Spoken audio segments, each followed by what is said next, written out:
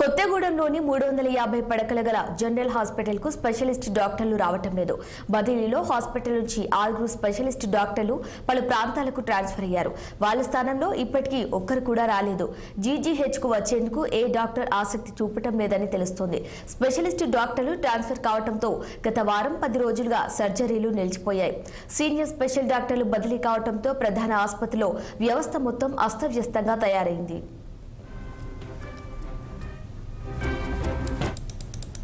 ఈ రోజున భద్రాద్రి కొత్తగూడెం జిల్లాలో ప్రధాన ఆసుపత్రి జిల్లా ఆసుపత్రి అని పేరుకే ఉంది తప్ప ఇక వైద్యం మాత్రం సరిగ్గా అందట్లేదు. ప్రజలకు అందరి ద్రాక్షలాగానే ఇప్పటికే వైద్యం తయారైంది.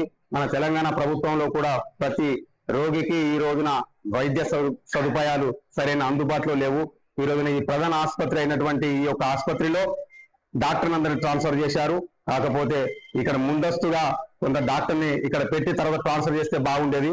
తీవ్రంగా ఇబ్బంది పడుతున్నారు రోగులు. ఇక్కడికి వచ్చి సరైన డాక్టర్ లేక వారు ఎక్కడికి పోవాలో అయమైన స్థితిలో ఉన్నారు.